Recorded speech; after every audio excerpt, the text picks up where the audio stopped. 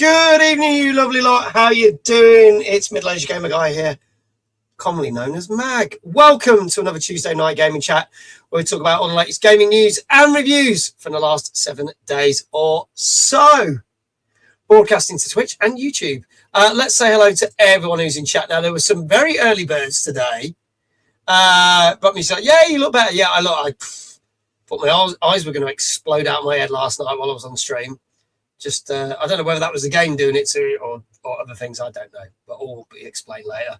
But yes, Rock Muse, Diva, Kindred were all bright and early. Thank you so much to my early bird fan club, you three, for being here. Also, we have got, let's see, who else we got? Jesse. Looks like it's all pink and purple tonight with the names. Yeah, on Twitch, it's all very much so. Good to see you. And Danker's here. He said I'm spoiling the colour now because it was like some weird pastel colour. Evening all. Flame, good evening. Retro Shazar. Diva. Belarus, good evening. How you doing? Hannah. Falco, how you doing? Do we get a monthly magazine? Maybe we do. We do a fan club magazine. Someone's asking, is there mic issues? Don't know. Is there mic issues? I can see Dave. Is Dave typing away to send me a message backstage? He's not. Who's Mike? Sounds okay to me. Kindred, it might be you, dude. Sorry to say. Shit. I got the. It's not. Shit. There you go. DJ Mike is normally an issue. That's true, but luckily he's not here. Everyone's saying it sounds fine. Kindred, I'm sorry to say, it's not me. It's you. Okay? Give it a refresh, see what happens. Bondi, you have just got 350 Mojo Bytes for a free stream streak. Good evening, Bondi. Good to see you. And Jenny coming in with the sub, 35 months in total. That was 31 months on the trot, a tier 1 sub. Thank you so much. iQuell saying it sounds a bit clippy. A bit clippy. Does it? Anybody else having an issue? You probably don't sound as smooth. What? Because I've got a rough voice. Only on TV, actually, the phone seems okay. Sounds tinny to a few people. Don't know. Everybody refresh. You watch our audience just disappear now. Rock Music says, I agree. Interesting. Sounds tinny. That could be a thing. What I can do is leave and come back and see what happens, and I just disappear for a second. I can do that.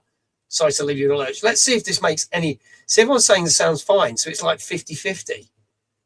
Diva's playing D&D. Rock Music is back. If people are refreshing, does it sound better rather than me leaving the studio and coming back? Has been known that sometimes it can be a bit weird. Refreshed and still sounds fine, says Hannah. Right. Who doesn't it sound fine for? Sad we are missing you next week. I know. Falco says, what are we doing? We're doing the talk show this week, Falco. Or tonight, I should say. You're asking what we're doing tonight. Got the talk show tonight. Matt, we can hear you. Is it still weird for you, Rock Muse? Do you know what? Fuck it. I'm going to do something. I'll be back in a second. I may disappear. The biggest issue with the sound is that I can hear you clearly. It's not your birthday anymore, is it, Jesse? Fuck you very much. You don't think it's good as good quality? I've not changed anything, so I don't know. But it doesn't matter. Do you know what? Let me do this. 1 second. 1 second.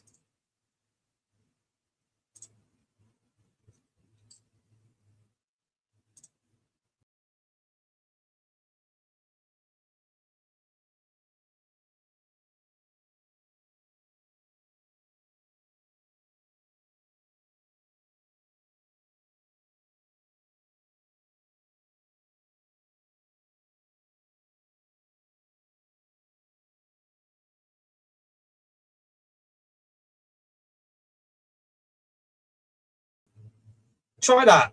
Has that made any difference? I bet Dave's sitting there backstage going, it doesn't sound any different than me. It doesn't. He's shaking his head. Oh, it's obviously not us a thing. Since only 2 of you are having issues, I'm sorry, we're just going to carry on. It's clearly not us. It's either a Twitch thing or a you thing. That's all I can say, because everyone else is saying it sounds fine. So there you go. I don't think it's issues. Don't think it's issues. So we don't need tissues. Dankers was his own sound settings, so I think it's not you. That's fine. There you go. Oh, well, we'll crack on. It's fine. We can still hear you. No, mate, that's fine. Yeah, your sound's good for blood. It's not me. It's you. Anyway, now we've spent time fucking around with all that. AK Hockey Player, long time no see. It's been a while. Good to see you. Let's bring our co-host, who knows the most. He's back off his holidays. Oh, my God, Jenny. I'm hopefully coming to Timeless after all. My little one is stable now. I'm going to... Oh, my God. That's amazing news. Oh, that's amazing. Oh, we shall see you all and all the family there then. That's amazing, Jenny. Oh, that's made my evening, that has. It's made my evening. Do you know what? Even if you said we weren't coming to Timeless, just to hear that your little one is doing well, that's good enough on its own thing. Hey, Bear, how you doing? Bless you. You ask this every week. You can join in. Don't worry. You can join in the chat. Type and I bring things up. We'll tell you what we're talking about in a bit, though, because we're just getting an intro. But thank you for being on here, Bear. It's the third time you've been here, so I appreciate it. Can't wait. Great to see you all. That's amazing. Anyway, moving on. Let's bring our co-host who knows the most. He's back. He's had a holiday. We're wheeling him back out. Give it up for Mr. Dave Jones. Good evening, mate. How you doing? I'm all right. I sound all right to you, don't I? You sound as bad as usual. So I agree with Jess's assessment from before. Yes, that's all right. I like the fact when I was talking, he was backstage going, fine. So there you go. The beauty of technology. There you go. There you go. Anyway, how was your holiday? What you been up to? It was nice, thanks. We had a good week at Centre Parks. Did various activities. Ate loads of good food. And now my credit card is weeping uncontrollably in a corner. I'll have to pay that bastard off at some point. But it was worth it. Oh yeah, it was. It was a good time. Nice to get away.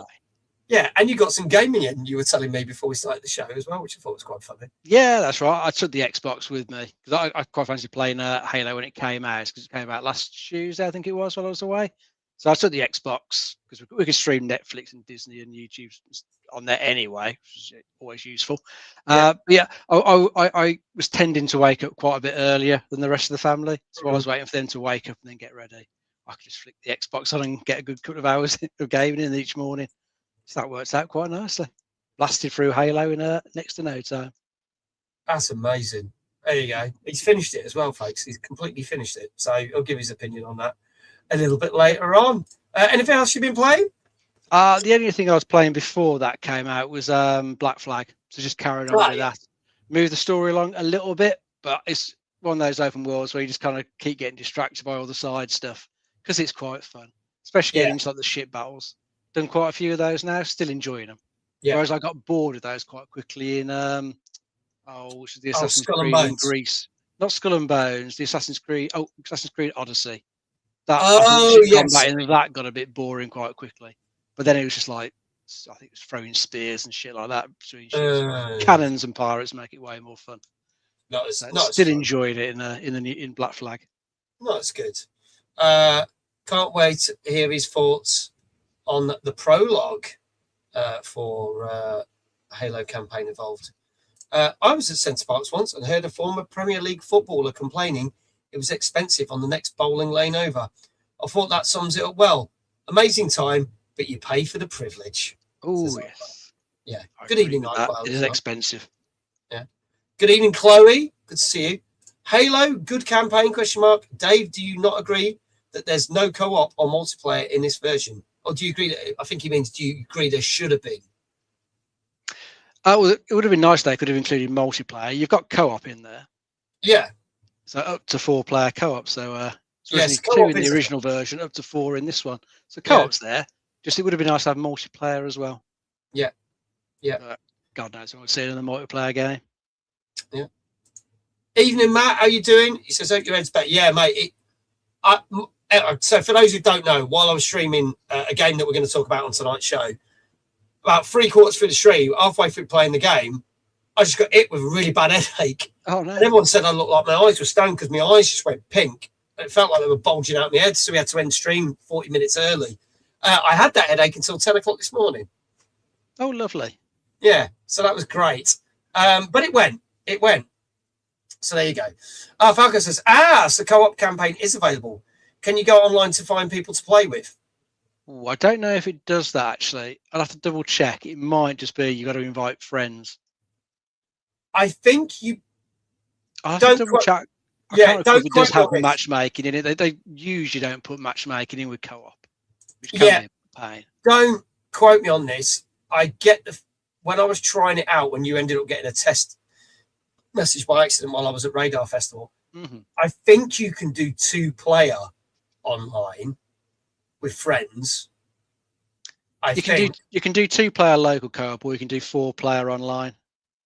Oh, so maybe but I think you've got to invite friends. I don't think it includes matchmaking. I will Google that though, just to double check. Thank you for the alert, Diva. Appreciate it. I think it's request system. It's a request system. Yeah, I think it might be that, but I can't remember if it was 2 or 4. But it might be. Dave might be right. It might be 4, not 2. Yeah, it is 4 players in this one. They've redesigned the Warthog to include a 4th little seat at the back of it. There you go. There you go. That explains explains a few things. There you go. Anyway, before we get kicking off on the show, I do have to say for the very last time that this stream is sponsored by the mobile game Marvel Strike Force! Marvel. If you're watching on Twitch, for anyone that's watching on YouTube, you don't have to worry about it. The game is absolutely free to play. We've been sponsored for about 2 weeks. And you've still got until midnight to download the game and play it. Unfortunately, the code for the mutant thing has expired because that ended at the end of the month. So if you want Wolverine, Gambit, and Storm, you can't have them anymore. But you can play the game and get through a couple of levels. And even if you get through a couple of levels tonight before midnight, it will still help us out. And things like this help fund the channel and keep this show going. So thank you to Marvel Strike Force for the second ever time for sponsoring us, because we were sponsored by them back in 2023. So thank you to them. Greatly appreciate it. We will have more sponsors and stuff coming up once we get out of the way of Timeless. So there you go. Should we crack on with the show, Dave? Let's get to it, mate. All right. So tonight is our 277th show.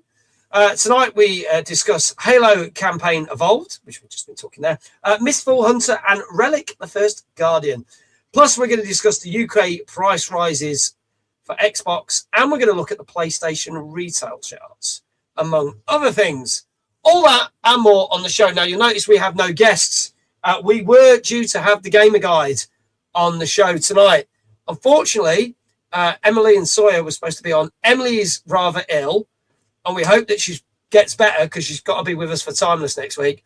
And Sawyer got called away on business. So I was like, it's all right. Emily could do it. And then Emily ended up being ill. So it was like, oh, well, so no guests this week. No doubt we'll get them back on some other time over this year or next year. But there you go. So let's crack on with our first game of the night. And it's one that we have literally just been talking about. I played this on stream last Thursday. Dave's been playing it while he's been on these holidays. And this came out last Tuesday on PC, PS5, Xbox Series X and S. And this is Halo Campaign Evolved. Let's have a look at the trailer for this, and we will discuss this next.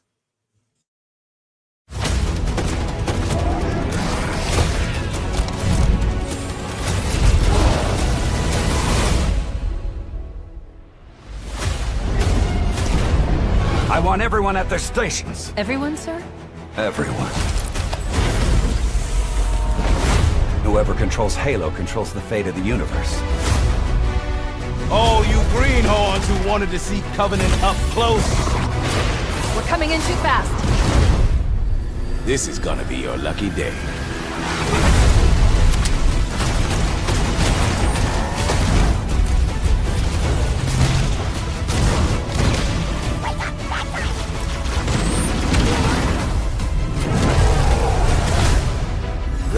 our dramatic entrance? Let's move.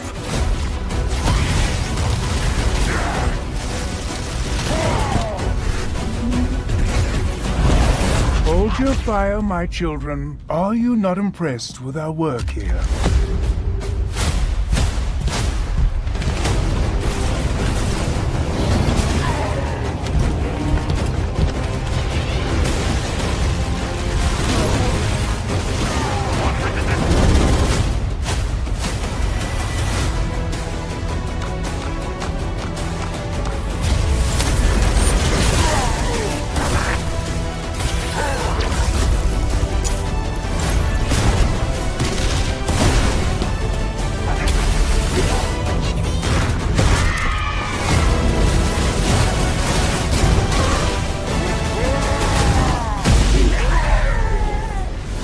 Let's give our old friends a warm welcome.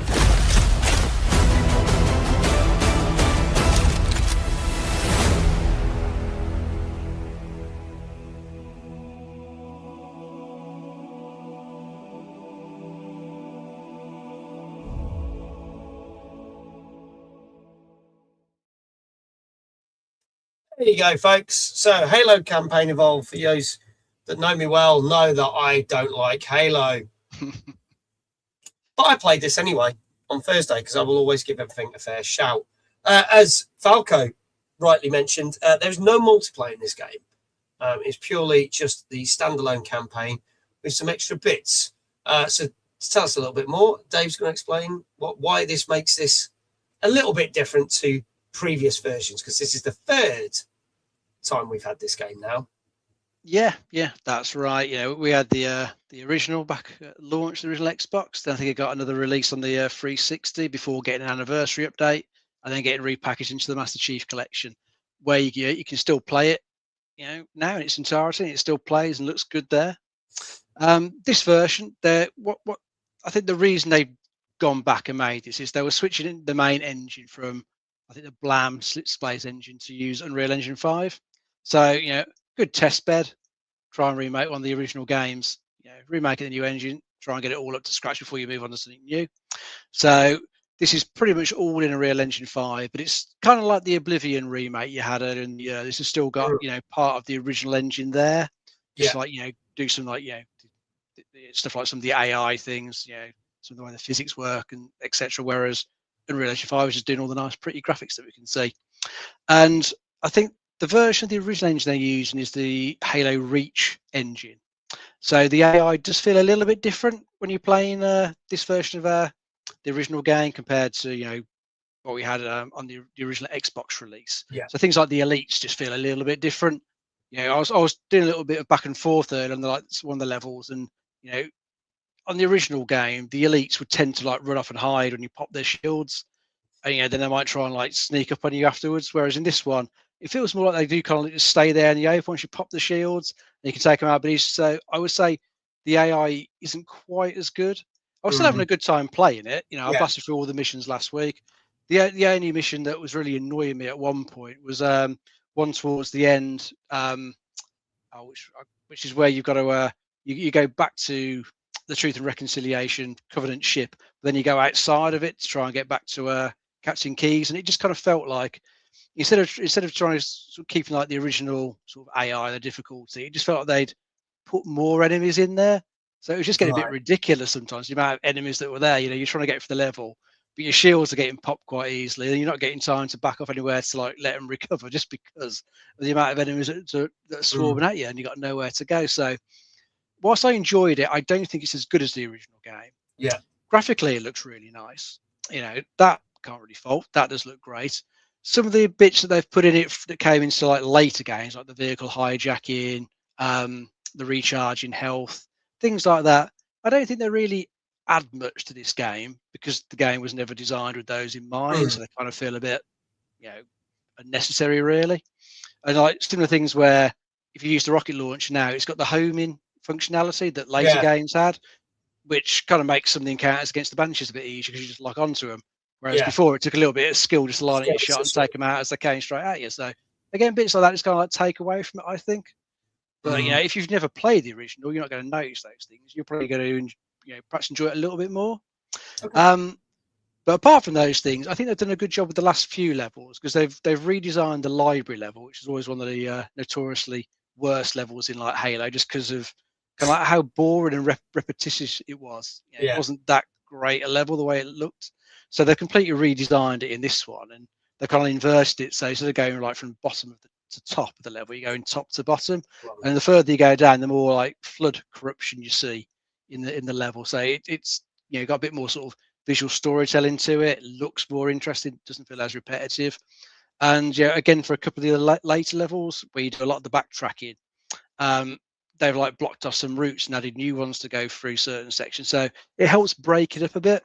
So I think they've definitely improved a couple of the later levels, but overall I don't think it's as good as the game was originally. So I think if you want to play the better version of the game, that is still there in the Master Chief Collection. And then you've got the free prequel missions, which I would say they're okay. They're nothing particularly special. It would have perhaps been nice if they'd maybe spent the time, looking at what Bungie couldn't have done originally. Because I think Bungie had like a massive plan for loads of missions in the game. They'd simply run out of time to do. Probably would have been cooler if they could have looked at some of those and tried to actually bring those into the main campaign. So these free, sort of, not very loosely connected missions that meant to be taking place a year beforehand, featuring Chief and Johnson. But it's kind of ends up feeling a bit off because Chief and Johnson are quite buddy in this, but when they meet up in the main game, there's none of that. So it feels a little bit jarring. That's weird. Dramatically, the way they've sort of done that. But the missions themselves, they're okay. They've got a couple of cinematics in there that could have been done a bit better. The animations in them are a little bit daft. You're thinking it just looks a bit silly. I also found the animations in that were quite janky in places. Not all the time, but it was bits where it didn't run smooth. Some of it just wasn't that good. I had a few AI bugs in the one level as well when I was playing it the other day. A Banshee just got stuck on a wall somewhere, and a couple of enemies just kept running into like a static shield. So it definitely needs a little bit of polishing. I do kind of wonder if originally it would have come out in November, which is when it's like proper 25th anniversary. But GTA 6 obviously put a bit of a kibosh on that, so they're perhaps brought it out a bit early. So it's maybe missing a few months of polish there to try and tidy it up. So, as I say, there's various things I can be quite nitpicky on. Having played the original version to absolute death, I can pick it apart quite well. But it does still keep the feel of it. The feel of Chief, the feel of the vehicles still feel the same. You've got the original campaign there, which for the most part, I'd say, is pretty good. There's a few little change to levels here and there, especially in the back half, which are pretty good. I quite like those changes. And I've seen some of those brutal player reviews. But I would say overall it is worth playing. It's just a shame that you haven't got the original multiplayer there. But unfortunately, the way multiplayer gets done these days, they would never put it in as it originally was now. They would want soon that they could monetize like skins and unlocks and all this other bullshit that you never got, back when the original game came out. So sadly, we ain't going to see multiplayer like that again. Whether we're going to get another multiplayer suite from Halo Studios, I mean, hopefully, but who knows when with them at the moment, because they have been pretty poor custodians of Halo since Bungie left the series.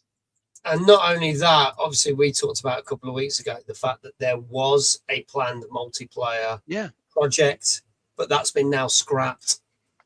I think some of the people that are working on that, I think from the company called Certain Affinity, were called in to help get campaign evolved over the line. So they just never have seemed to be able to get their act together really, which I think is partly down to Microsoft's fault for kind of forcing them to use a lot of contractors that can only be around for 18 months and then have to be let go. Then you have to come in. So they ended like a pretty shit cycle of people coming in, going out, new ones coming in, but they're trying to do Halo Infinite. That's why that ended up as a shit show. So I think they still had the same problem by the sound of it with this one, which is, I think is a bit ridiculous. It's a big studio owned by a big company. Can they not just employ some people full time to work on the games? They're using contractors. So these big companies don't seem to like doing that for some reason. They're like fucking off the good talent, keeping the cheaper ones in, and then we get the games that we get with the iffy cutscenes here and there, some poor choices that they put in the game. I don't know, But as I say, I did enjoy it overall. I probably will continue to replay it because it has got campaign co-op in there. Yeah. And it's got an option to for campaign remix as well, where it will make use of the various skulls you can get in the game. So like mix of how the campaign will play. So it can do some stuff like put different enemies in different levels where they wouldn't normally be. So you can have flood in some of the earlier levels for a bit of fun. And it'll like say mix up with the weapons that you can pick up in there just to make it feel a bit different. So I'm going to give that a go. So see what that's like. Danker put the fact that apparently one of the skulls you can get actually turns it to third person mode. Yeah. I think I've collected that one. I haven't tried it. I've got most of the skulls. I'm just going to go and find a few that I've missed. There's a few that are awkward to get. So I know one's going to take me a good few goes to figure out. You've got to speed run through part of the level and get to it quite sharpish. And I did not do that well the first attempt. See, you can see Dave is still very enthusiastic about this, whereas I played it and I thought it was all right. So there you go. That's my review. So if you've not seen the show before, there are a number of scores popping up in chat. If you don't know why that is, it's because we scour the internet to get lots of different scores from all different gaming sites, whether it be GamerRanks, Metacritic, IGN, GameSpot, Eurogamer, to name a few. And we take those scores and I turn them into a average score. So get your scores in chat. And just to let you know, that Halo Campaign Evolved is 50 quid on PC, 50 quid on Xbox, but you can get it on Game Pass Ultimate for free. And it's £50 on PlayStation, the first ever Halo game to be on PlayStation. So there you go. Let's have a look at the scores. Let's go up. I think I've missed some. There we go. Diva, 8.5. Hannah, 8.5. Falco, 8. Kindred, 8. Jenny, 9. Rockmuse, 8.5. Danker put this in because this was number 19 in our top 50 games to look out for this year. His predicted score was 9 back in January. So let's see if he's got that right. Matt says it's an 8.5. Iqual saying an 8. Brian, hello Brian, over UK Gaming Network, over on YouTube, 8. AK Hockey Player, 9. Flame, 8. Retro Shazar, 8. Guildfly, 7.5. Chloe says 8 from Chris and me. Chat, if you haven't got your scores in, do so now. Dave, what say you? I'm going to go for an 8 as well. Going for an 8 out of 10. So decent, but as you said, not as good as the original. Yeah. In that respect. I did notice some of the domain I would go around, shoot one, and then just they would stay still in the corner and then go around and just blast the shit out of them. Yeah, Then that's what I was finding with some of the elites. So if you Yeah. go back and play the original, the elites will go and try and hide. Right, yeah. There's more to their AI. Yeah, so I don't know. It was all right. I say that's my review. It was all right. I didn't hate it. Mm-hmm. It was all right. If there are no more scores, this is Halo Campaign Evolved, which came out last Tuesday for PC, PlayStation 5, Xbox Series X and S, and is on Game Pass Ultimate. I can tell you that this got 8 out of 10. So there you go. So unfortunately, Danker's predicted score was off by 1. If it had come out in November and I'd published it, it probably would have been out. Player score was around the 5, and some scoring 0s and 2s. That's crazy. Crazy. So, Dave, you got it right. We will come back to you very shortly. Thank you. Chloe, you and Chris got it right. So you'll get a shout out. Retro Shazar, you got it right. Flame, you got it right. Brian's got it right over on YouTube. Iquell's got it right. Kindred, Falco, and I think that's everyone. So, going to start doing shout outs. So, some of you are already 1 for 1, which is a great start. Great start, everybody. Dave isn't a streamer, for those who don't know. Therefore, he gets shout outs a different way. If you want to give Dave a shout out, do exclamation Dave in the chat. But Dave, how would you like your first shout out? We haven't had to do it for a few weeks, so spinning on your chair. Yeah, I can actually spin without crashing into a wall this time. Here we go. Here we go. 3, 2, 1. Dave, it's good to be back, and I'm not going to crash in a wall, maybe. Yes, sir. Nicely done. There we go. Woo. As soon as the Xbox reset news came out, I already knew it's going to be too high.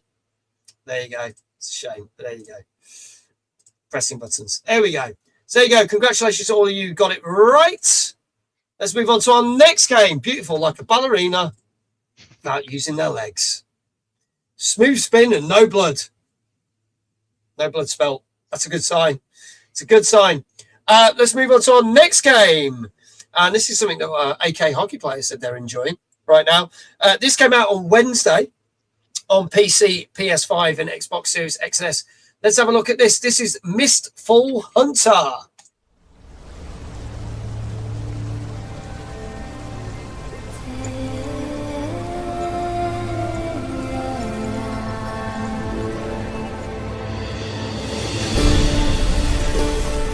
As the strings of fate tremble, guild hunters awaken once more.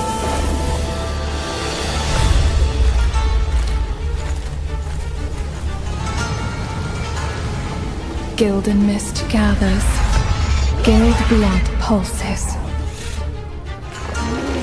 calling forth the fearless.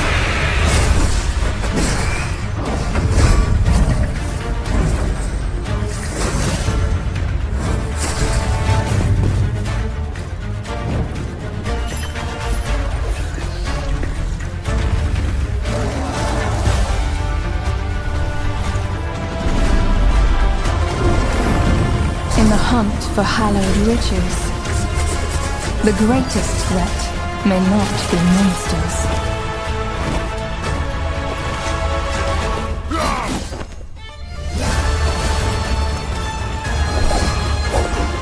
The fallen forfeit all. The law is simple, yet merciless.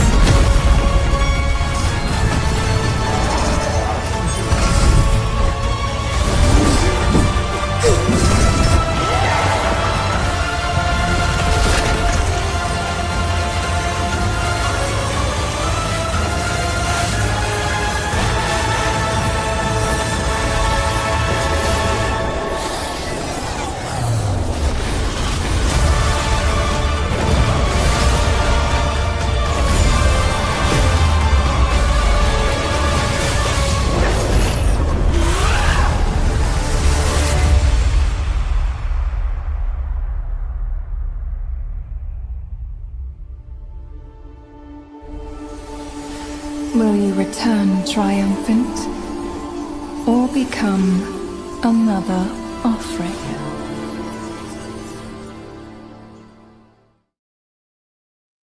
There you go, folks. That is Mistfall Hunter, as Kindred has posted. This is on PC, normally £22.49. It's currently £20.24, so you save £2 there. Xbox is £22.49 again, 2024, and you can get it free on Game Pass Ultimate. On PlayStation, same kind of deal, normally £22.49, but you can get it for £20.24 right now. So thank you for that, Kindred. Dave, tell us a little bit more about this one. This is a dark fantasy action RPG. Definitely gives you vibes of stuff like Elden Ring, and and games like that. But this is also a PvPvE action RPG extraction game. So you can go into this solo, or with a squad of up to 3 people. So you'll be going to the map, taking on various enemies in the environment, while also having to deal with other players who are in there as well, trying to do the same thing as you, trying to collect as much loot as possible, and then extract with it. And then if you manage to extract, obviously you can use that to upgrade your character, get the levels up, get the weapons improved back at the base, and then go into another map and try and do the same again. See if you can keep improving your character by winning each time. Looks perfectly decent from what I can tell from the video I saw earlier, from that trailer. Graphically looks quite nice. Some good enemy designs by the look of it. Some good monsters there. Looks all right to me. If you're into like extraction shooters, well, it's not shooters, it's extraction games, then might be for you. I kind of wonder if it's what we're going to get from that Duskbloods game that From Software got coming out soon. Because everyone's thinking that's going to be PvPvE. So I wonder if that'll have anything similar to this. Be interested. I'll say looks like a perfectly reasonable game for the price. Yeah, that's quite good. Pine said my missus reviewed this for us and gave it a 4. Oh dear. She said there was nothing memorable or original about it. But let's see what people are saying. So, scores-wise, Kindred, 7.5. AK Hockey Player, who I know has been playing it, 7. Falco, 7. Danker, 7.5. Hannah, 7.5. Brian says, despite his missus review, I will guess a 7.5 though. Rock Muse saying the 6.5. I very much enjoy it, but definitely need some bug fixes and disconnection issues. Flame, 7 out of 10. So get your scores in. Matt is saying it's a 7. Dave, what say you? I'm going to try a 7 for this. 7 for this one. Red Treasure's Eye saying a 6. Any more, folks? This is Mistfall Hunter, which came out last Wednesday on PC, PS5, Xbox Series X and S. Jenny coming in with a 7.5. And if there are no more guesses, I can tell you that there are plenty of bugs in this one, and it has gone down so well because this is averaging a 5.5. Oh dear. The players' scores are worse than this, with 4s and lower. So the reviewers, they're basically saying it is connection issues and a lot of bugs on release, which said AK. AK gave it a 7, I think, so it's not too bad from their experience. But obviously, some people have not had a good experience with it, and it's very average. So maybe Brian's missus was onto something when she gave it a 4 out of 10. Seems like it. Yeah. The gameplay must be pretty bad. There you go. That's bugging me straight already. There you go. Yeah. So nobody got that one right. Nobody got that one right. Bing bong, glitches, Shane. Yeah, glitches have come in and ruined everyone's day. So yeah, no one got that right, unfortunately. But not only glitches have come to ruin your day, but so has Xbox. Because we thought we'd go on to a bit of news. Because, folks, back in June, it was announced that Xbox are putting their prices up on their consoles. Now, we spoke about this. They have already done it in America, and we talked about the prices in America. But I've just realised I'm doing the news stories in the wrong order, but it don't fucking matter. I could have kept that to myself. No one would have known. This was going to be the last news story of the night, but fuck it. I would have known. You would have known, so you probably would have outed me on it. Because he's my... That's what he would do. Anyway, so, but the UK and Europe prices are going up, and they're going up more than a third, which is more than US. So, this is what they're going up to. And Xbox Series S Standard Edition is normally 300 quid. It's going up to 430. A 1 terabyte version of the budget range console is normally 350. It's now going up to 520, which is more than what the original Xbox Series X costed.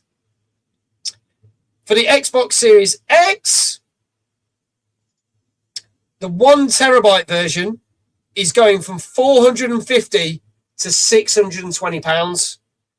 And if you want the 1 terabyte version with the disk drive, it's going up from 450 to a whopping 670 pounds. 670 pounds. The 2 terabyte version has been discontinued, as stated also in the US. So you can't get a 2 terabyte version at all.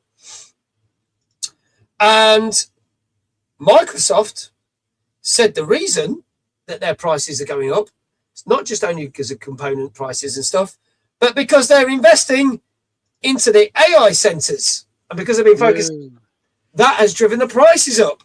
So because of their own investing, they're passing the prices onto the fucking consumers. That didn't go down very well at all.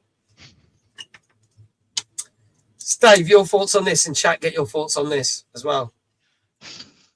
Oh, it's just getting ridiculous, isn't it, the way these prices are going? I mean, that basic Series S, that 512 gig model, yeah, that was a pretty decent bargain when it first launched.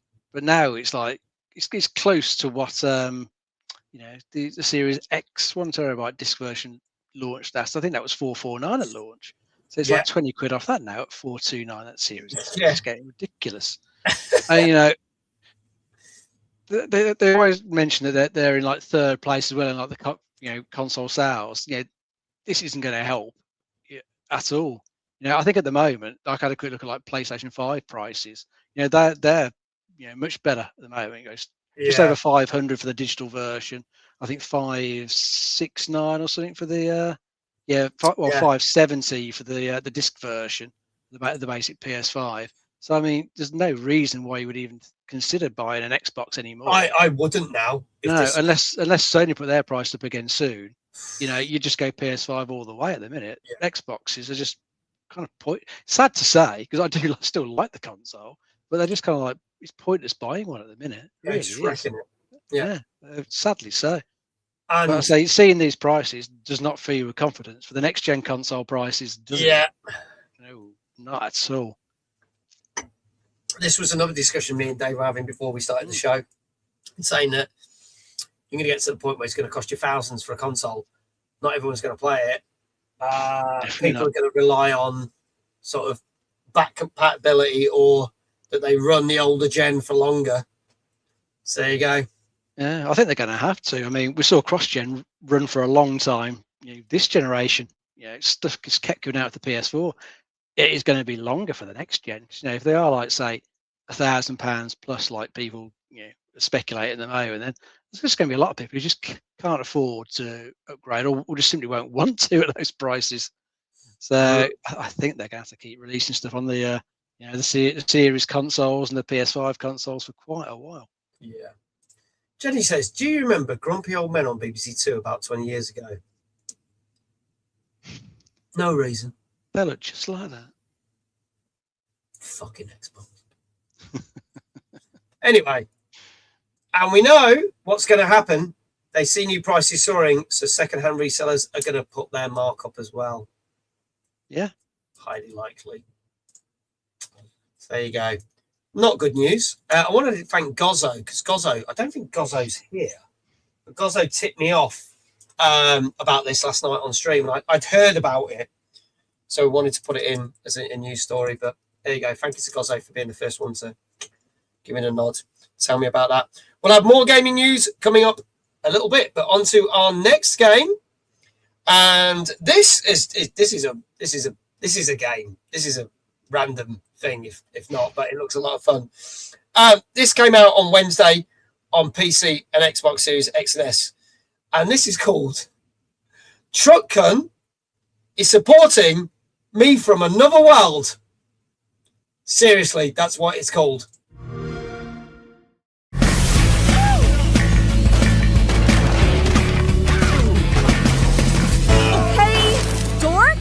Your magic car sent me into an isekai.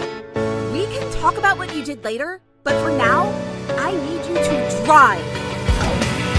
Truckcun is supporting me from another world, slamming into my body. Well, that is okay.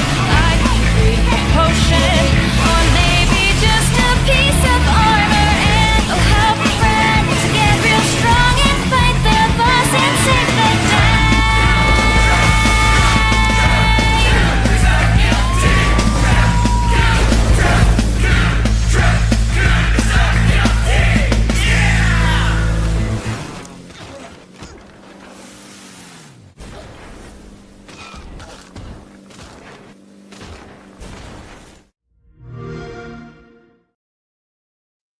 I actually like the look of this because it's absolutely batshit crazy.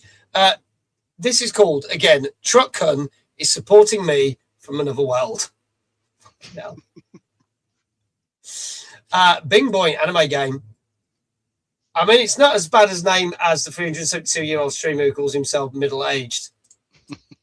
Oh, you mean middle-aged older guy? Yes. I misheard the title. Definitely didn't think you said cun. I did say cun. I thought it was originally called Truck Run.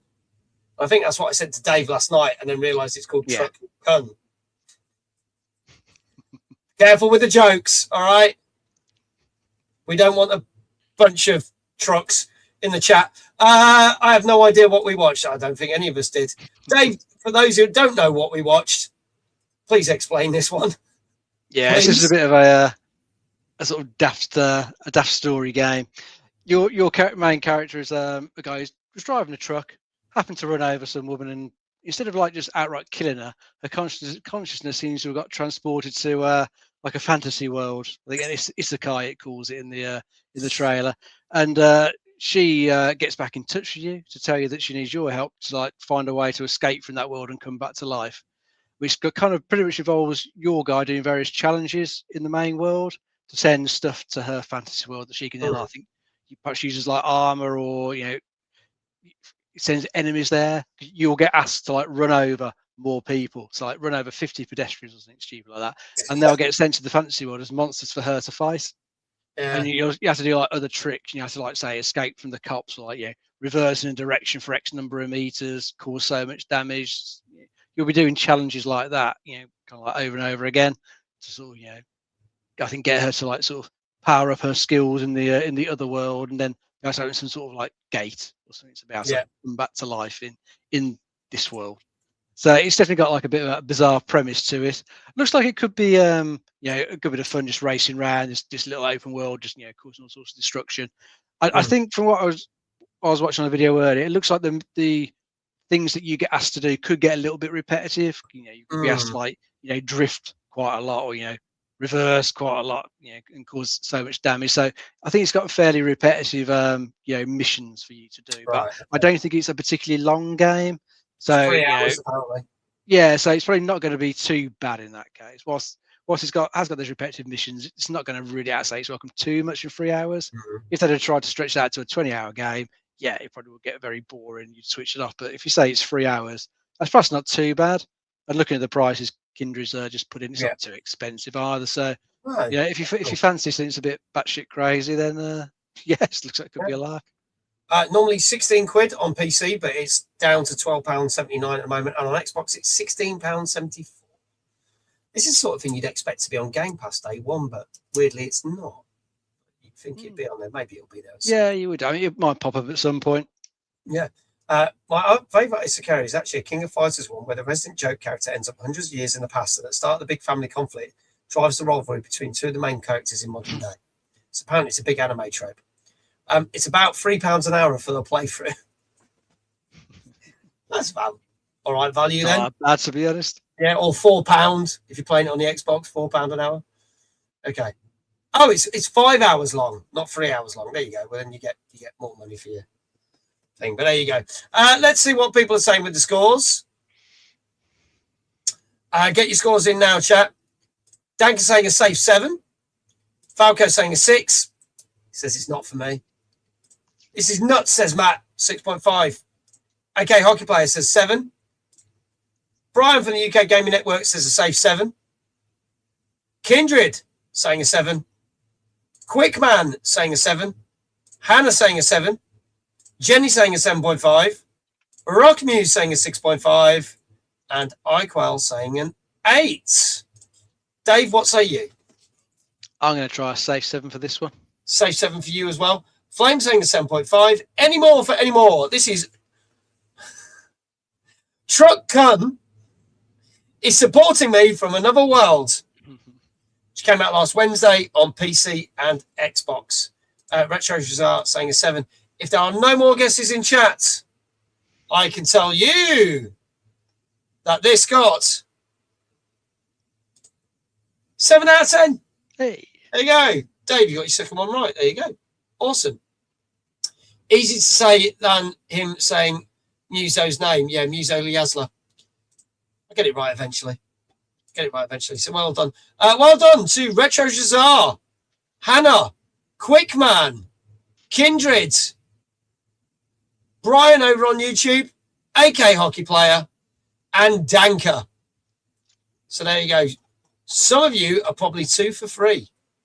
That was Danker's first one right tonight. There you go. And 1 for 1 for Quickman. There you go. 2 for 3 for Kindred as well. There you go. And Dave is also 2 for 3. Dave, how would you like your second shout out? Oh, I think it's got to be the knee cracker. Got to be the knee cracker. Brian is also 2 for 3. Let's go. The knee cracker it is. Back with a vengeance. In stereo. Get ready. Do me Ian Brown walk here. Here we go. 3, 2, 1. Oh shit! It didn't happen. No. It's no good. Still didn't happen. They're in too good condition tonight. There won't be after the next 2 weeks. Trust me. God damn it! It didn't happen. Fuck it, Dave. Jenny says I'm going to be used. Truck cun, Jenny. Truck cun. There's no T on it as an insult. I've been playing nothing but Avatar Legends this past week. I haven't had time for anything else. We talked about that on last week's show. That got an 8 out of 10. It did really well. Cool. Really well. JL, good evening. JL, I sent you that code for the game you won last night. Just seen that you got it. Fantastic. So there you go. Moving on, something a little bit more calmer. This came out on PC on Thursday. This is Midnight Moments. How wonderful.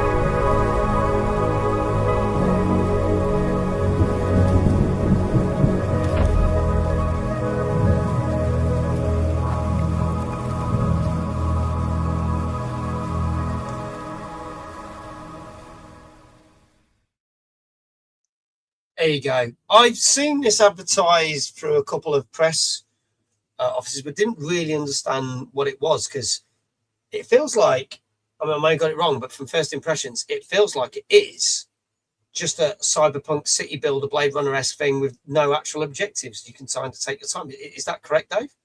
Yeah, that sounds like what I was reading about earlier. There's no, time pressure or anything to like build these things. You can just take your time with it. Sounds like you got some nice sort of relaxing sort of cyberpunky music playing in the background, and then just like design your little diorama. Build it however you want. Put little characters in to like sort of make it look a bit of life there, and just sort of kick back and look at it, and then build another one, so on and so forth. Looks perfectly all right if you want just like a bit of a chill game. That is what it is. Just a chill little building game. Nothing else to it really from the look of it, but looks quite nice. Nice bit of neon, nice bit of rain. Definitely gives you the Blade Runner vibe. Yeah. This is, get this, normally £2.65 on PC, but you can currently get it for £2.38. Bargain. Even cheaper. Dank was like, damn, that's cheap. This is not something I would play, but I think it looks amazing. I'm not going to lie. I think it looks cool. I'd probably quite happily sit and watch people build stuff on stream and watch this. That's the kind of thing. Rodney said, that's good, isn't it? It is good. I think it's very good. So let's have a look. Get your scores in, chat. What do you reckon Midnight Moments, which came out on PC on Thursday, got? Dank is saying a 7.5. AK Hockey Player is saying 8.5. Kindred saying a 7.5. Jenny is saying an 8. Rock News is saying an 8.5. Brian is saying a 7.5. Hannah is saying a 7.5. Jenny says a nice little meditative game. I'd like it on my phone. I wouldn't surprise me if this comes to phone at some point. Flame says an 8. Dave, what say you? I'll try a 7.5. Okay, going for a 7.5. Retro Shazar saying an 8. Any more, folks? This is Midnight Moments, which came out on PC last Thursday. Legendary JL saying a 7. And if there are no more scores in the chat, Computer Club Matt says, I'm with Dave, 7.5. We can tell you that this got 7.5. Sweet. So there you go. Dave has now got 3 right. Kinji's got 3 right. Some of you are doing really good tonight. I think this is your best run in a while, Dave. Not going to lie. I think you're right. You've done good. You've done good. Matt, well done. You did the right thing by going with Dave. You got it right. You get a shout out. Hannah, you get a shout out. Brian, you get a shout out. Kindred gets a shout out. Danka gets a shout out. There you go. So Danka's now like 50%. Brian and Kindred are 3 for 4. Is anyone else 3 for 4? And so is Dave as well. It's going good. This is going good. We've got different people in the lead. It's going good. There you go. All the shout outs happening. Dave, how would you like your third shout out? Let's do your walk on from the side. Okay. Let's make this happen. With me or Bob Ross, mate? Let's go with the Bob Ross version. Yeah. Take the better looking one. Are you ready? I am indeed. Dave! Very nice. I have now got another version of that. So if that comes up again, we can do it with a different character. Just so you know, bringing something new into it, just for dabble a bit.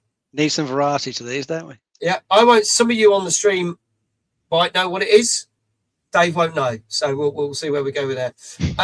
Jenny says 0 out of 4 as per usual. 1 out of 4. I'm not doing so well. It's cool. There's still another 4 games to come. You could change it. It could all change. Don't worry. You tease. Let's talk about some more gaming news.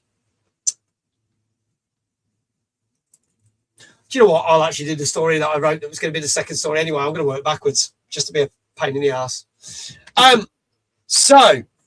Obviously, we've talked about for the last month nothing but the fact that Sony is dedicated to getting rid of physical games. After they put the announcement out, which has now been a month. Can you believe that? We've talked about this on this show for 4 weeks. They finally came out with a response after 4 weeks. They announced it, didn't say anything. Lots of people getting very annoyed. Lin Tao, who is their chief financial officer, stated at a earnings conference for Sony that they were always cautious when considering what they were going to do with the future of physical media. They stated that they have found that they are becoming more and more of a digital age, that Sony needs to move with the times, and pretty much the yada, yada, yada. They did say that they have considered many options, and they did say they wanted to engage with gamers in the digital age, and therefore this is why they're going that route. Now, that basically means that because they're selling more digitally, that's why they want to move away from physical. That was pretty much what we got. It was a bog standard press conference answer, nothing that we didn't already know. So they clearly are pushing on and not taking on any considerations, any boycotts, any ideas that people have thrown at them. Basically, they're just like, we're just getting on with this. And as of January 2028, physical ends. Thoughts on this, chat and Dave? It still feels pretty shitty because even though, like, I think it's about 80-85% of the sales are digital these days. There's still a good percentage there that are physical, so it's still making I think hundreds of millions. It's not exactly a small amount, but they just seem to want to push everybody down the digital route, which can only really be because that is where they make more money. Because you haven't got the overheads that go into manufacturing the discs, sending them out to various retailers, and then having to give the retailers a cut. I don't know if they still have to do much of a cut with the sort of disc in a box that they're still talking about doing, or how much retailers will still want to stock those.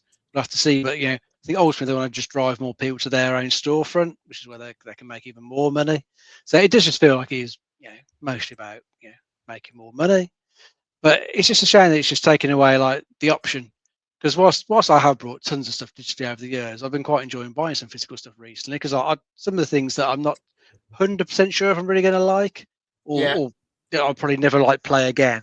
I've been quite enjoying like buying it, playing through it, then whacking it up on eBay, flogging it off for like not far off what I paid originally. Exactly. Then someone else gets a disc and can play it, keep it, do the same. It's nice to have that option there. It's nice to have a mix, but they're just taking that away from us. So we know PlayStation's definitely digital only.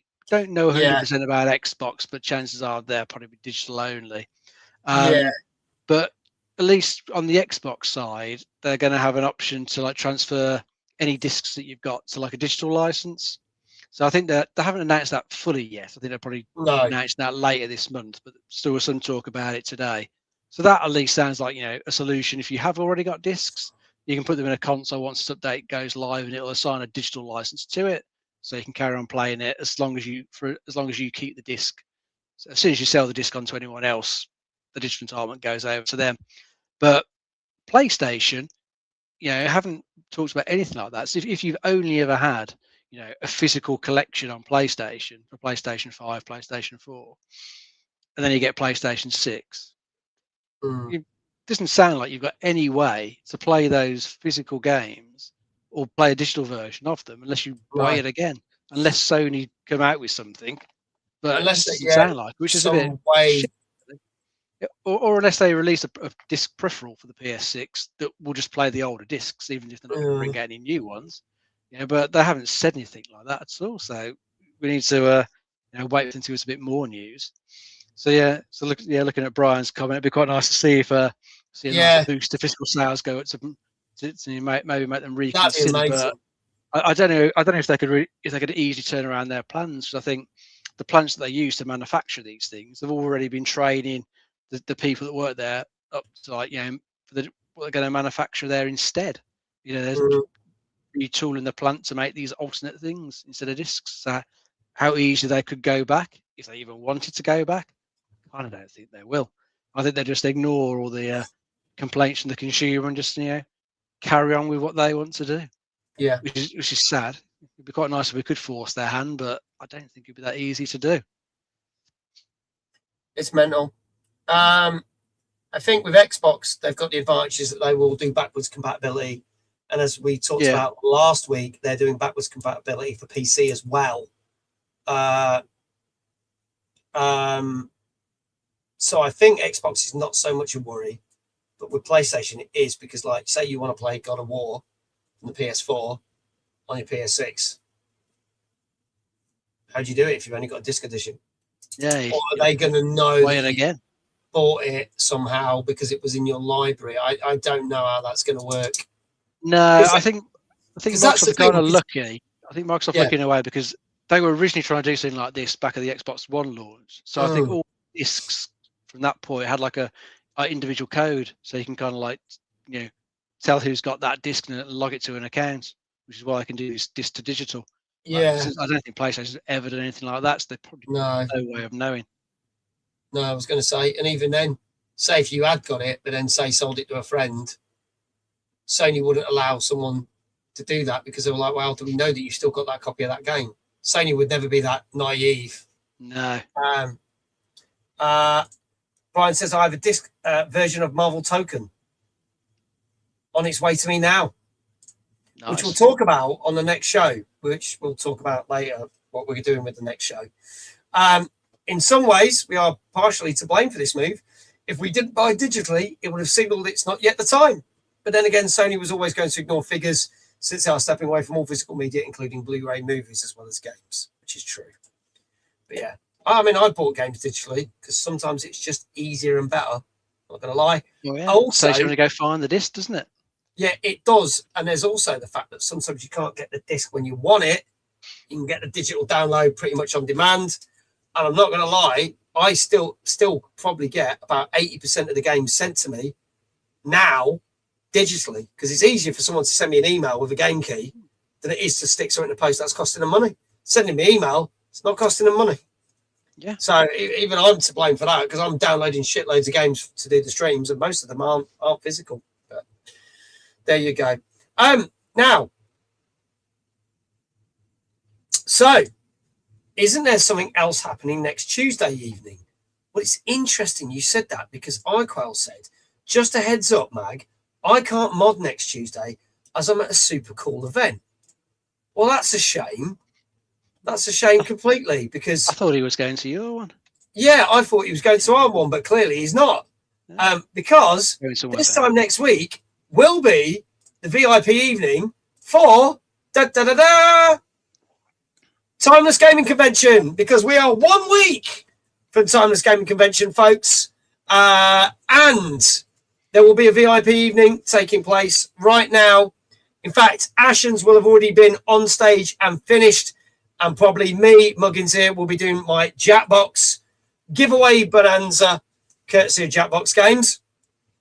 So we've got loads going on for you, but we have got some new announcements, and our final announcements for Timeless. I'm going to scroll down here. Oh, it's not on there. I might have to refresh. Hang on. There we go. Last minute announcements. There you go. So, Mag will probably having a pint roundabout now. We're just up. Probably got another 20 minutes before I can have one. So, couple of final things, folks. We've got a challenge to announce. We've got our final indie game to announce. We've got something really cool that we've been keeping secret for quite a while. And we've got our final exhibitor. So we have got, for you guys, we've already announced that Gamer Clothing are going to be at Timeless for their 3rd year on the trot. Last year, you could go up to their stand and get some really cool keychains with Timeless. This year, they are making some special round badges that you can go up to on the stand. And if you've got a VIP lanyard, you'll get a VIP one. If you've got a standard ticket, you'll get a standard badge. And there are different badges for different people. So depending on what ticket you've got, you can go up and you can make your own badge at the stand, which is pretty cool. So thank you to Gamer Clothing for doing that. So there you go. There's the VIP one. There's a nice little standard one there. And our next exhibitor, a brand new exhibitor for Timeless. We're pretty excited about these guys. Coming all the way from Coventry. Got Fun Play Vending. They have got mystery boxes for you. They have got plushies.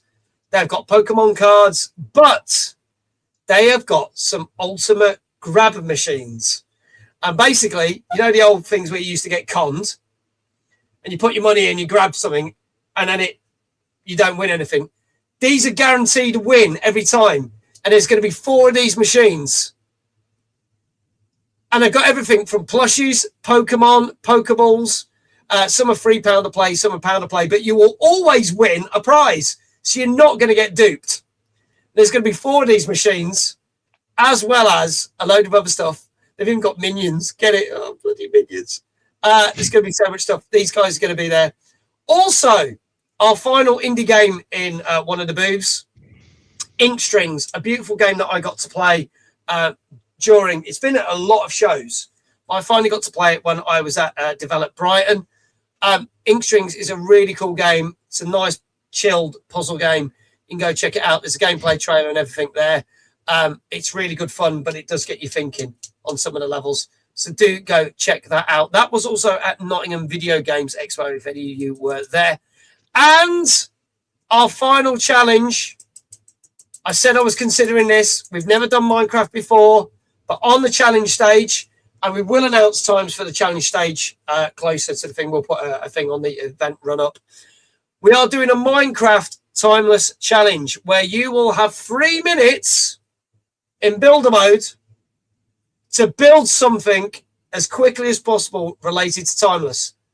And then our judges will judge who has done the best job, and they will win the prize. So we are doing Marvel vs. Capcom. We are doing Just Dance 2026. We are doing Minecraft. We are doing Star Fox. And we are doing Mario Kart World. Those are going to be your 5 main challenges on the challenge stage. The challenge stage opens at 12 o'clock. And finally, just to give you the run through, if you haven't seen it, Obviously, I said on the VIP night, we have got Ashens. Food is available as well from the bar menu, and it's a different bar menu, which we showed off the other week. And we've got me doing Jackbox. Is it Minecraft or PC or console? It's going to be on console to make it a little bit harder. We open doors for VIPs at 10 a.m. Main entry for everyone else is 11. Got the opening ceremony with yours truly at 11:45, telling you what's going on. And then on the main stage, we've got the Go 8-Bit panel with Steve and Sam from the wonderful Go 8-Bit TV program that was on Dave for 3 seasons with guest present Ashens. We are then running Who's That Pokemon with the wonderful Joe Joy. We've got our first ever cosplay panel with our host SJ Jinx. At 2:30, we've got Ash and Phil from the Horror Game Awards talking about some of the best horror games of all time. 3:15, we have got the dark side of content creation, talking about all those things that could go wrong. And if they do go wrong, how you deal with it when you're a content creator with our wonderful host, Letitia Lemon. At 4 o'clock, we've got Console Wars with OLL, where you, the audience, get to decide what was the best console or computer of all time. And at 5 o'clock, we have got our cosplay parade. We have got our Just Dance final. And then we have got a stack of prizes to give away. We've got prizes from Logitech. We've got gaming monitors to give away. We have got stuff from Rebellion. I'm going to show this off. These 2 things here. We have got stuff from Insert Coin. But we have got 4 of these. We have got wrapped in a flag, 2 lots of Sniper Elite. These have games, compasses, everything in there. And then we've got some very special Atomfall rucksacks, which even have cricket bats in them. You could win these and much more, courtesy of Logitech, the Gamer Guide, Rebellion, and Insert Coin. So we've got all that. And then when he's on stream, he shows it off. When I ask for a picture, nothing. I know. I can get you pictures while we're at the event. Fuck it. And then, obviously, you need tickets for Wi-Fi Wars, which takes place at 8 o'clock. That is a 1-hour show. Tickets for that are half price. They are only 10 quid. And then we head into the arcade at 9 o'clock when all the traders and all the indie games pack down, because we have got the Arcanes after party with beer pong, a DJ set from When He's Matt, and karaoke with the lovely Mumsy Games.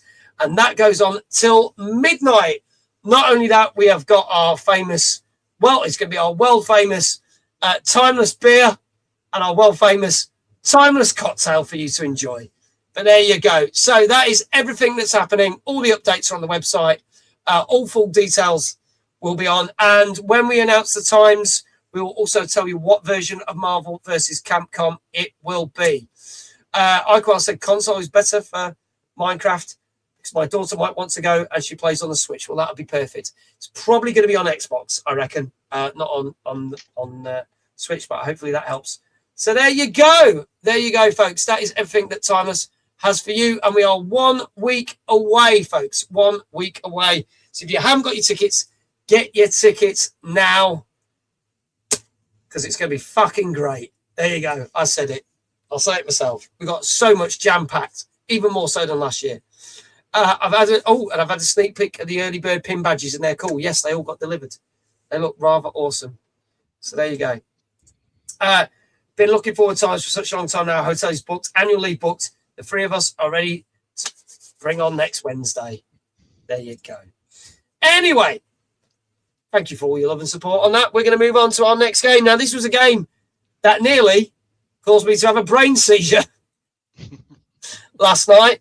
And Legendary JL won a copy of, courtesy of PCube, because they published this. That I don't know yet, Iquail. All will be explained on the day. All will be explained. Steve's got to run some things by me because I also want to know if he's going to want prizes and stuff. So we're just getting all that sort. Brian says, looking forward to it. Bought a new camera, especially. But yeah, all details will be announced at the VIP night and main day. So at least everyone will know what's happening. Okay, so this, as I said, nearly caused me to have a flipping seizure. Loved it, but really, really cool game. This came out on Thursday. on PS4, 5, Xbox Series XS, Switch 2, PC, and this is Kusan, City of Wolves. Let's have a look at the trailer. Rated M for mature.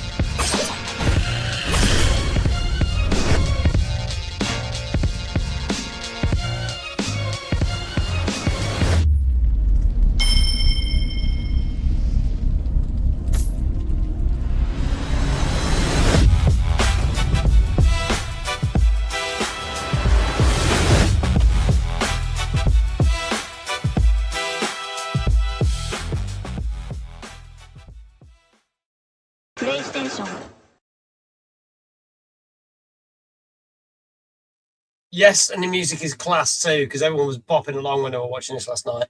I thoroughly enjoyed it, even though, as I say, it nearly killed me playing it. But Dave, tell us a little bit more about this. Yeah, so if anyone remembers the Hotline Miami games, this is pretty much the same thing, just with a load of like anthropomorphized animal characters in place of the usual human ones. Looks quite good from what I can see, but looks very, very fast paced. I can remember I wasn't particularly good at Hotline Miami. I could do like the first few levels. Then once more enemies started getting into it, trying to sort of keep track of who was coming from where and make sure I could get the aim on them quick enough. I just wasn't. I don't think I really had the reactions for it. So looking at how quick this one was moving the trailer, I don't think I'd be that good at this game. This has got an easy mode where it can slow it down a little bit. But what if it was breaking your brain last night? Christ, I think it would do the same to mine. But I think it looks pretty cool. And I think your character's on a mission to try and save a girl who's got some sort of special sort of powers, but she's caught up in some sort of conspiracy in the city. You're trying to get through all these bad guys in various like cool ways, decent with some good weapons and stuff, and try and save her. But yeah, it looks pretty cool. It looks very, very challenging. Yeah. So I don't think I'll be able to get through this one. It just looks a bit ridiculously fast paced. But yeah. Probably good fun. I think if you like the Hotline Miami games, this just looks like more of the same, which isn't a bad thing. It's almost like puzzle action, because you do one wrong move, you're dead, and it's like you have to learn how to do it, and you have to be really quick with your reflexes and stuff. I died many a times, but then it's such a relief when you get through a level and you're like, done it, and then straight into the next punishing level. But I do you know what? I will play more of it. Maybe just won't play it in the dark because it's straining the fuck out of my eyes. There's also a demo on Steam as well, if you want to check out if you're not too sure about it. Let's see what people are saying. Don't think we got prices yet, so I'll bring them up in a minute.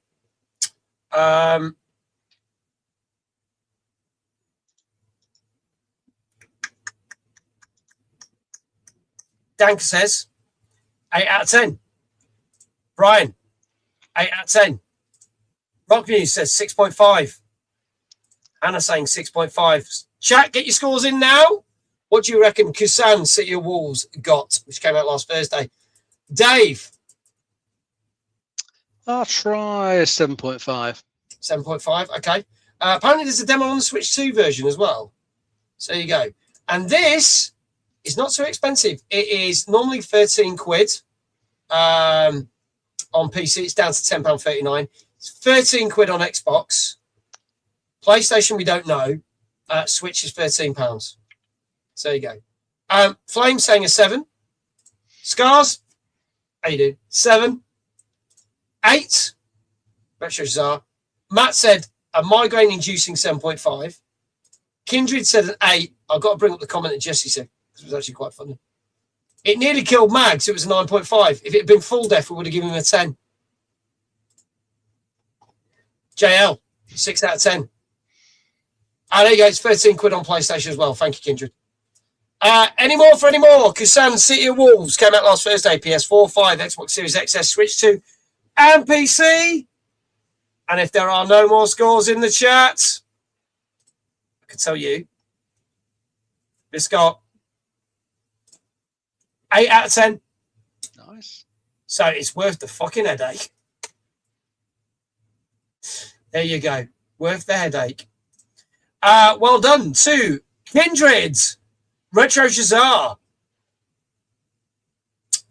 Brian, and Danker. All of you got it right. Kindred's now 4 for 5. 4 for 5. Any more 4 for 5? I think Brian might be as well. No. There we go. Congratulations to all of you. Yeah, Brian's 4 for 5 as well. Awesome. There we go.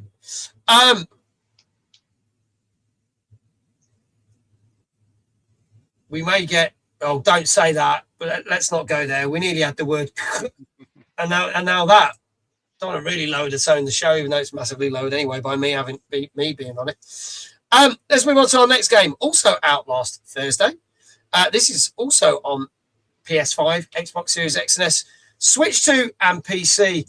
And this is Truxton Extreme. Let's have a look at this.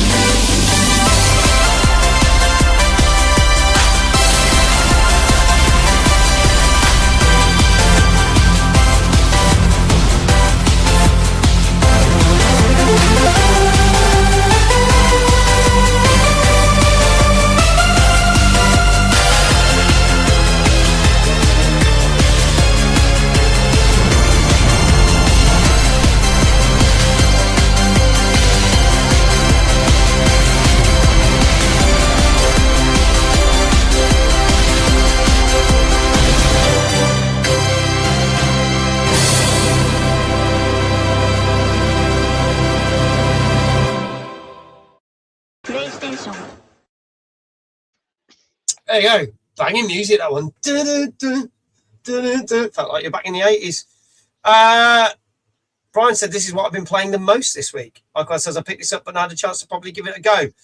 Yeah, I do love a good bullet hell though. Dave Johnson is here. Great sound, stunning visuals, everything Mag isn't. Love you too, Ginge. Dave, tell us more about this one. Yeah, this is a vertical shoot 'em up. Plenty of bullet hell going on in there. This is like a bit sort of remake, I think, follow on from like the original games that were out in the arcades, late 80s, early 90s. Yeah. The original couple of games were out.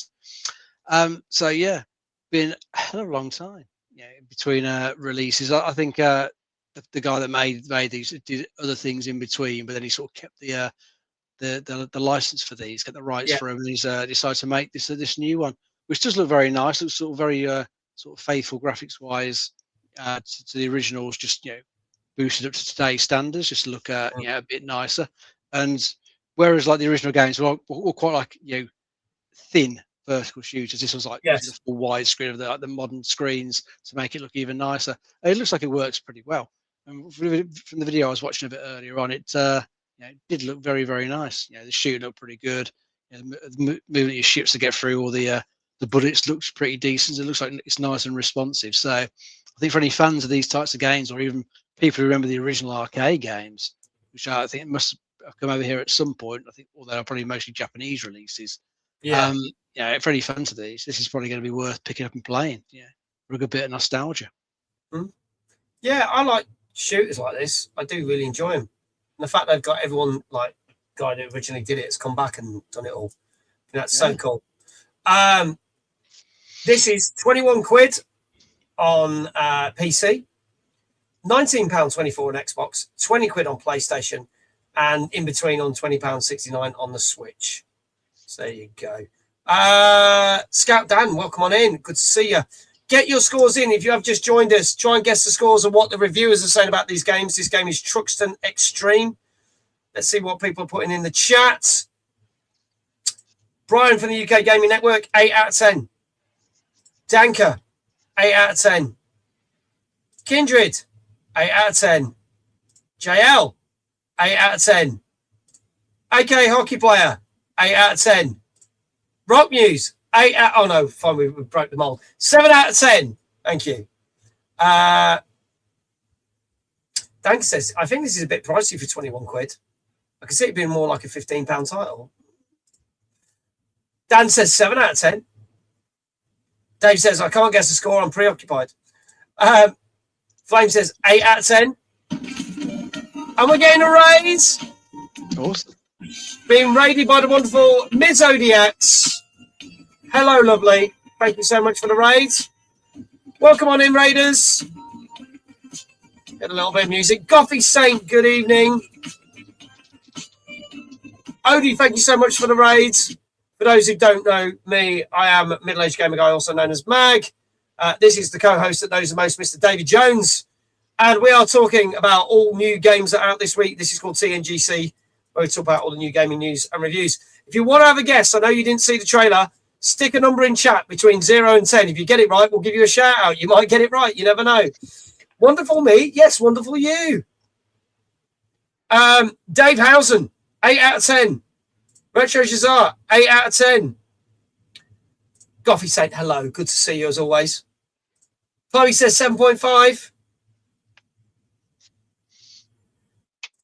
Odie's going with a 7. iQual's going with an 8. Goffy's going for a 6. Any more, folks? Scars is going for a 7. This is Truxton Extreme, which came out last Thursday on PS5, Xbox Series X and S, Switch 2, and PC. And I can tell you, Dave, did I ask you for a score? You didn't. I didn't. Go with an 8. That's why I was going to be at the raid. Dave, what score would you like to give it? I'll go with an 8. Going with an 8. Sentinel Wolf, good evening. Good to see you. Let's see. Odie, you also get 450 Mojo Bites. You're on a 5-stream streak. Congratulations. And I can tell you that this game got an 8 out of 10. So there you go. So, Dave, you got it right. We'll come back to you in a minute. Just bought a new controller. What did you get? Let us know. So congratulations to iQuail,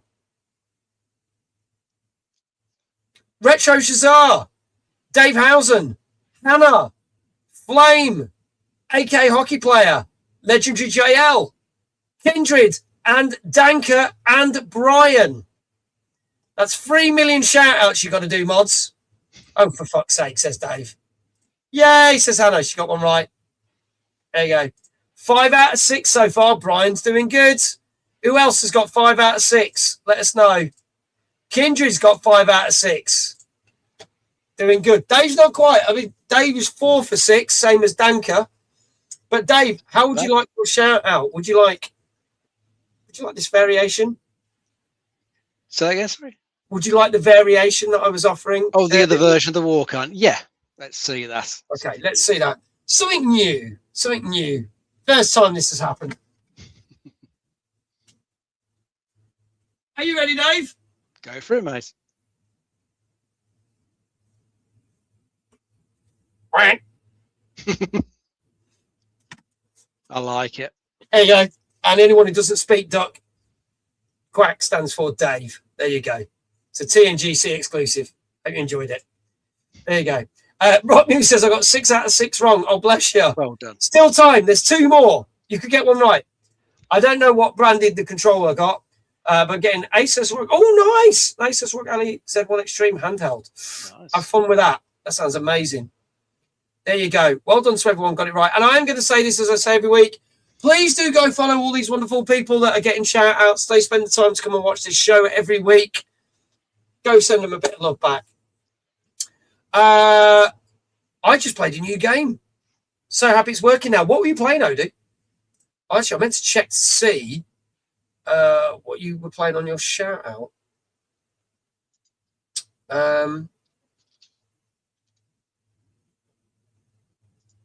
Just trying to find it. Give me 1 second. It's not coming up on here. I can't find it. You'll have to tell me. Sorry. Can't find it. Abnormality. It's been buggy for years now, but it's worth a play. Okay. Abnormality. Have I heard that? Maybe. You might have to explain that game to me. And the old brain might get working and I might remember what it is. There you go. Anyway, let's move on to another news story. And what did a news story that I was supposed to do first? Because I did them in reverse for some reason. So, Resident Evil fans, unite. Because you may or may not know that Resident Evil 5 was the best-selling Resident Evil game of all time. For 15 years, to be exact. Until now.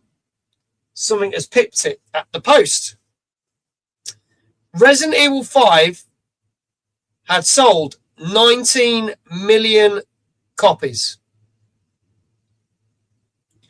And it's now been overtaken by the 2019 Resident Evil 2 remake, which has sold 20 million copies. So Resident Evil 2 remake is now the best-selling Resident Evil game of all time.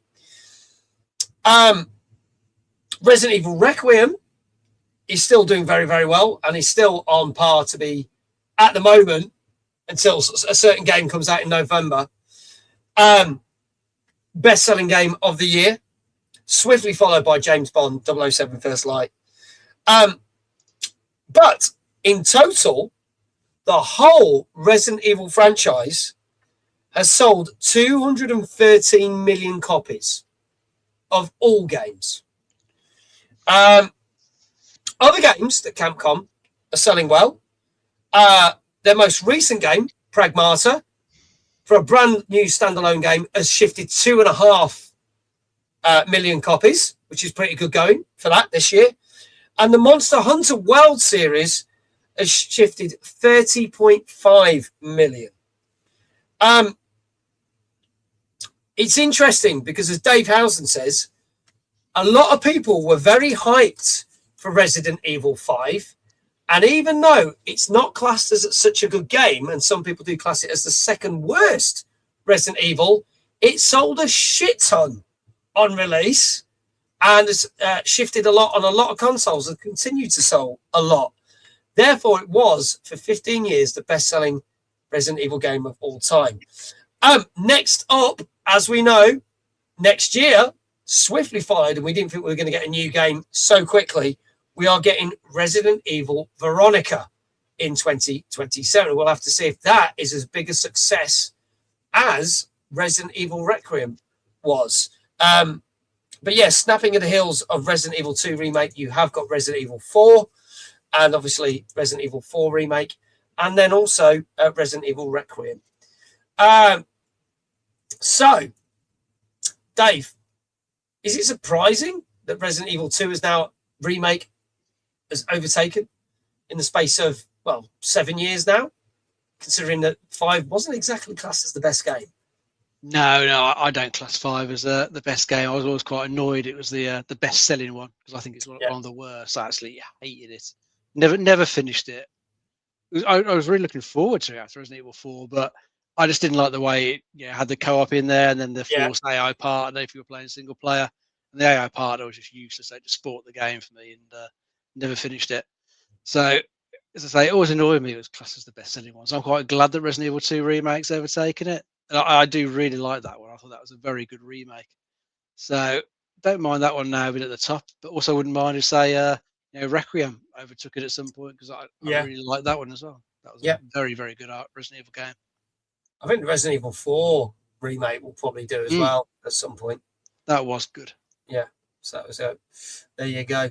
But yeah, let us know. Resident Evil 2 remake is my favourite. It's well deserved. It's really good. All the remakes have been pretty good. I know not everyone loved the Resident Evil 3 remake, but I enjoyed that as well. I know Resident Evil 3. It was good, but it could have been better. It just felt Yeah. it felt like it just needed a bit more time. I felt like they rushed that one out a bit, really. It's only They a knocked year it out. after RE2. Literally, yeah, in 2020 they knocked that out, didn't they? Yeah. It felt like too much of the original game was missing from that one. Mm. Although there is a PC mod in the works, try and add some of that stuff back in. Nice. That's still in the works. There'll probably be a while before that actually makes it out properly. Hopefully, they don't do that same mistake with Veronica, because obviously we literally had Requiem, and then we're getting Veronica next year. Hopefully, there's enough time on they've been working. They probably have been working on it for years, but we'll see. We'll see what happens. But there you go. I bet that surprised a lot of people. Resident Evil 5 was the biggest selling game of all time. Biggest selling Resident Evil game of all time. And it no longer is. There you go. Let's move on to our last couple of games for the night. Have you ever fancied building a city for pirates? Well, now you can. This came out on Friday on PC. And this is Corsair Cove. Let's have a look at this.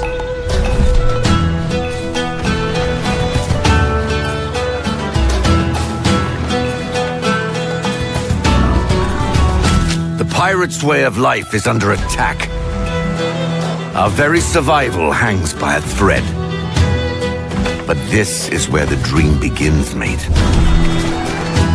You'll start small with a simple shantytown, but soon it'll be much more. Good.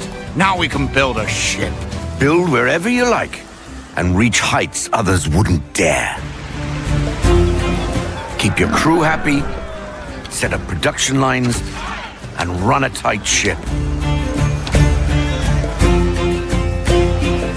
With enough resources, you can extend your reach, build mighty ships, and explore the 7 seas.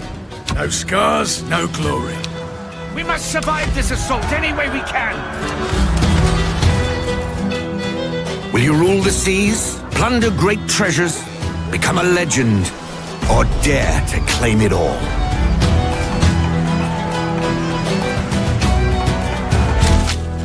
So, matey, how will you build your legacy? There you go, Corsair Cove, which came out on PC on Friday. It's normally 35 quid, but until the 14th of this month, you can get it for £26.24. There you go. Thank you, Kindred. How cool is that? I like the look of that. Is that the voice of the guy from the Pirates of the Caribbean films? Yes. Which is Jack Sparrow's first mate, isn't it? It's the guy. He's an English actor who's been in loads of stuff. Yes, I know what you mean. Yeah. Feels like someone got jealous of Sea of Thieves and the others making their own game. I think it's quite cool. I think all the people who play Sea of Thieves will probably love this, especially while Sea of Thieves are dragging their arse on getting a new season out. Dave, tell us more about this one. Yes, this is a pirate-themed city builder. It's like you get to build along cliffs and stuff on these the various islands in the area that you find yourself in, and as well as building the city. Managing all your resources, make sure all your pirates are happy and they've got enough stocks so they can go out on voyages for you. You've also got to build defenses because you will get attacked, so you've got to make sure you can repel the attacks. And hopefully, when your pirates go out on their little quests, they'll be able to find some cool stuff to bring back, to let you build even more things. I think it looks quite good. Although I do wonder what the guys are doing with the pig in the trailer, because you see him spinning the poor thing around, flipping it over on a seesaw as well. Poor creature. Yeah, but no, I think it's a pretty decent city builder. Pirate themed. I say, adding pirates to most things will liven it up quite a bit. Yeah. There you go. Arcos as Rare are probably trying to keep their head down so Microsoft don't lop it off. Oh, you thought it was Ian McShane? No, it wasn't Ian McShane. It's Kevin McNally. Ian McShane is in the John Wick films. He runs the Continental Hotel. Kevin McNally is Johnny Depp's first mate, as in Captain Jack Sparrow's first mate. In all of the pirate films, all 5 of them. So there you go. So let's see what people are saying. Get your scores in, chat. What do you think this has got? Get your scores in for this game. Brian saying 8 out of 10. AK saying 7.5. Dank saying an 8. Kindred saying an 8. JL saying an 8. Gilfly saying 7.5. I'm going to play this tomorrow. Just because I love anything Pirates, 9.9. I'm going to round you up to a 10 because I can't do a 9.9. It will fuck my brain trying to work that out. Who's the fella from Highway to Heaven then? Oh, Jesus, now you're asking. Sentinel, do you want a 9.5? Because we only do 0.5s and whole numbers. So let me know and I'll let you have that if you want that as a 9.5. If I get addicted to it, I'm blaming you. You can. Sentinel says okay for 9.5. Thank you. Flame 7.5. Rockmuse 7.5. Hannah 7.5. Retro Shazar 8. Kid just said, was that Michael Landon? Wasn't it for 7? I don't know. Sadly, I can't play this because I don't have the money. Dave, what do you reckon this has got? I'm going to go for an 8. Going for an 8. Okie dokie. Any more, folks? Get your scores in. This is Corsair Cove, which came out on PC last Friday. It's the same guy who was in Little House on the Prairie. Yeah, he was an American actor, weren't he? American actor, that guy. He wasn't English. Anyway, I could tell you that this got 8 out of 10. 8 out of 10. Rockmuse said, I will probably play this, but I will wishlist it. Wishlist it, and you might wait. It might come down in plus. There you go. Kindred says, sorry. 6-7. 6-7. There you go. Rockmuse says, I like building stuff. It's been right up your street then, Rockmuse. I reckon you'll like this. Retro Shazar, well done. You got it right. JL, you got it right. Kindred, you got it right. Danker, you got it right. Brian from the UK Gaming Network, you got it right. Well done to all of you. Dave, I can't even remember what you said. I said 8. You did say 8. What would you like for your next one? You are now 5 correct.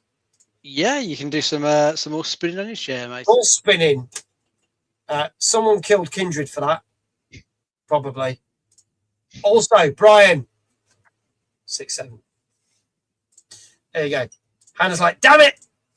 Okay, this is for you, Dave. Exclamation Dave in the chat.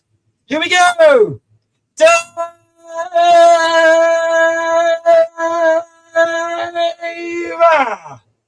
Very nice. There you go. Rockmuse says, another wrong one. I'm good at this. If you get the next one wrong, Rockmuse, you'll have the best score ever. Trust me on this. Our final game tonight. This also came out on Friday on PS5 and PC. This is the Relic, the First Guardian. Let's have a look at this.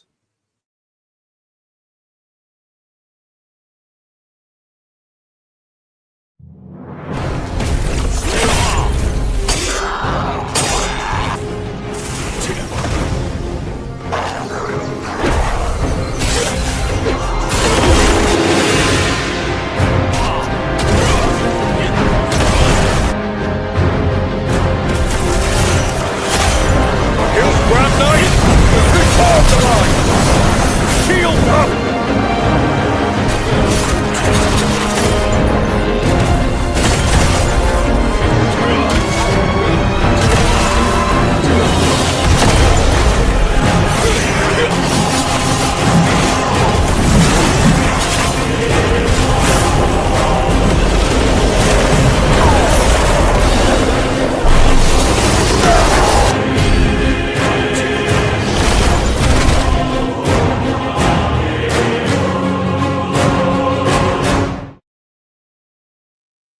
There you go. That is the Relic, the First Guardian. 50 quid on Steam, 45 quid on PlayStation. Those are the only two things released on. We don't know if it's coming to Xbox yet or not. Tell us a little bit more about this one, Dave.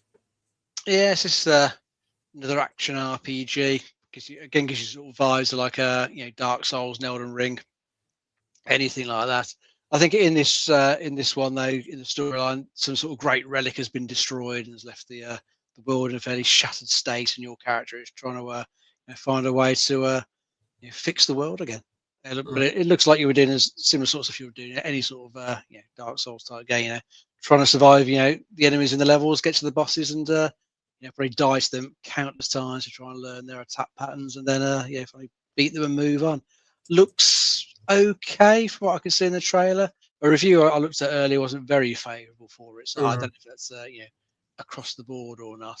But from what I was looking at the Steam page, I think the devs have been busy releasing patches for it, so maybe they can bring up the review scores if they do keep fixing whatever the problems are in it.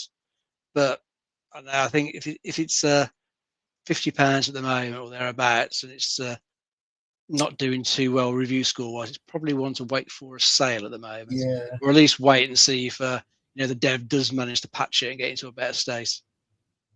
Yeah, have to see. Okay, all right. What do people think? Now, Danka says probably might be the lowest score of tonight. He reckons this is going to get a 5. Chat, get your scores in now.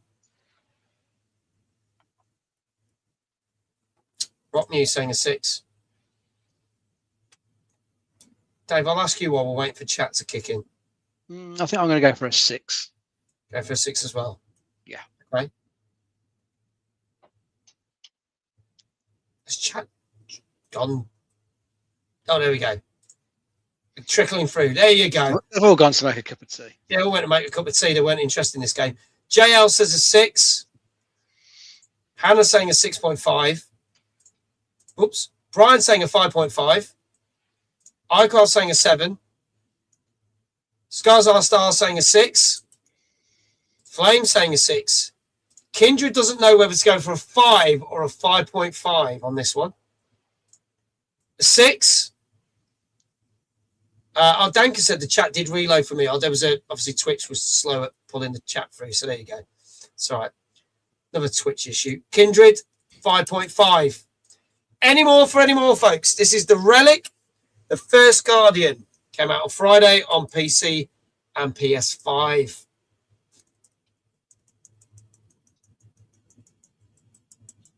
If there are no more scores in the chat, I can tell you that this got the lowest score of today. It got a 5 out of 10. Yeah. So Kindred said, I probably chose the wrong one. You were 0.5 out, mate. You were 0.5 out. So you stay at 6 out of 8. So does that mean Rock Muse is the winner because she got 0 out of... Congratulations. By default, Rock Muse is the winner tonight. Fair. But also, Brian was at 6. Do you know what? That means then Danka managed to catch up.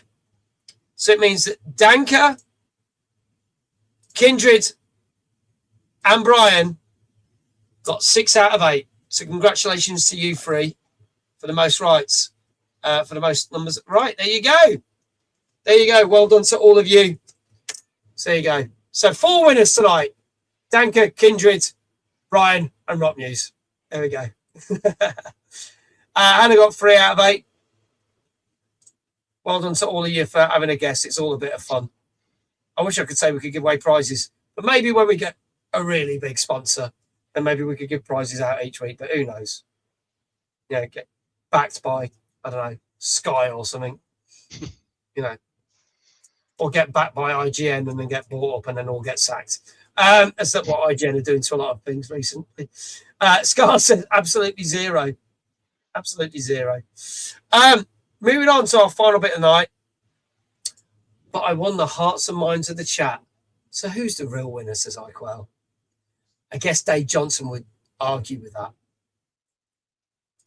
Brian said the last game did me in. I think it did a few people in. It's a close one. All games and prices, if you want to check them out, are in the Discord. Thank you very much, Kindred. If you want to join the Discord, !Discord for more info. But we're going to go on to our final part of the show.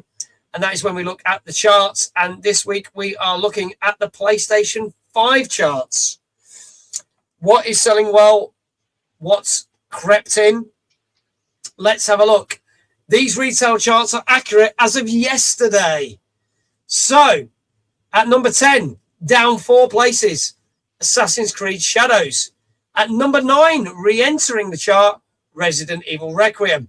At number 8, down 4 places, is Mortal Kombat 1. At number 7, re-entering the chart, is Saros. At 6, up 3 places, is Hogwarts Legacy. At number 5, down 3 places, is 007 First Light. At number 4, down 1 place, is Mortal Kombat 11 Ultimate. Up 5 places is Ghost of Yotei. Last week's number 1 on the PlayStation charts was at number 2 is Assassin's Creed Black Flag Resynced. And entering a new entry at number 1 for PlayStation is Halo Campaign Evolved. So there you go. Only one new entry in the PlayStation charts. But like we saw on the overall retail charts, Assassin's Creed Shadows going back in the charts there, off the back of success of Assassin's Creed Black Flag Resynced. Obviously, there have been a number of sales. 2 Mortal Kombat games have done well as Hogwarts Legacy. And Saros, thanks to a PlayStation sale, has re-entered. I don't think that game got enough love. So good to see it back there. And Resident Evil 9, still selling well, creeping back in the charts as it's the biggest selling game so far. 007 First Light dropping a few places there as well. And good to see Ghost of Yotei as well doing back there. Anything that grabs your attention there, Dave, from that chart? It's nice to see none of the annualized sports games in there for a change. I know. Yeah. But it just seems weird seeing Halo at the top of the PlayStation chart. I know. Just doesn't seem right somehow. Yeah. Glad to see it's doing well. I hope there's plenty of PlayStation gamers trying it for the first time and enjoying it. But man, it just feels strange seeing it there. I know. I can close all my tabs I had open for prices now. Oh, bless you, Kindred. Dank says, I've got a feeling I know one game that will likely be a new entry at the next check. A real possible game of the year contender, if things are to be believed. I will not say, though. So what we will do, folks, because there is no show next week, because we are all at Timeless. If you haven't got your tickets, there's the link. Go get them now. So in 2 weeks' time, we are doing a special show where it is just Dave and me, no guest, but we will be recapping a number of games from the last 2 weeks. So obviously we've got the Big Walk out right now. We've also got things like Beast of Reincarnation, Marvel Token Fighting Souls, and there's a ton of other stuff that will be out the week after. So we will cover 2 weeks of games and kind of just quickly shoot some scores out for some other games as well. We won't go as in-depth. We'll probably go in-depth with 8, and there'll be another 8 that will just rapidly fire out what the scores were, so you've got a good idea of what happened over 2 weeks. But we will compare the retail charts over the last 3 weeks or so you can see how they've changed, and then see if Danka says possible game of the year contender is going to be up there for number 1 game. That is it from us. Thank you so much. That is it. That is our show. We'll be back, as I say, in 2 weeks' time for our next TNGC. And we have got plenty of guests booked from the back end of August into autumn. So stay tuned. Especially going to get into the most interesting time with lots of big name games. And that's starting from the back, pretty much starting from our next show onwards. We've got some big hitters coming out in August as well. So Dave and me will be back with Tuesday Night Gaming Chat in 2 weeks' time. You'll get to see Dave at Timeless on the Wednesday. Yeah. He'll be popping in. Go and say hello. I'm sure he'll be happy to have a chat, all things gaming related. And my last stream before I bugger off to do 4 days at Bloodstock Gaming Arena and then do Timeless is tomorrow. And this is a big one. I am doing a 4-hour Just Dance streamathon because we are raising money for a cancer charity. We're setting a target of about 300 quid. And for every £5 donated, you'll be able to pick a song. But every time we hit a goal, different things will happen. Like me, put on silly hats, wear glasses while dancing, sunglasses, so I can't see the screen. Also, you get to pick, like if we hit certain targets, if you make me do Rasputin, you might be able to make me do it a second time or even a third time. And we're doing that from 8 p.m. till midnight. Details will be in the Discord. It's been posted out on social media. Want to see if we can raise up to £300 for this wonderful cancer charity, which helps treat cancer all around the world. That is it. Thank you to my co-host, Dave. Always a pleasure, mate. I'll see you at Timeless, mate. Lovely. Looking forward to it. Thank you to everyone who's been in chat tonight. And thank you to all the mods, as always, for keeping track. Congratulations to everyone who got any guesses right. And congratulations to anyone who didn't get any guesses right, because it's just a bit of fun. Also, every time Mag gets a £30 donation, I'll be on hand to put a bucket on his head. We can probably make that happen. And you think we're kidding. I may actually do a dance with a bucket on my head. So there you go. Thank you so much, everyone. We need to go do a raid. Let's see who's on. And then we're going to get the hell out of here. Oh, plenty of people on tonight. God, there's a lot of people on tonight.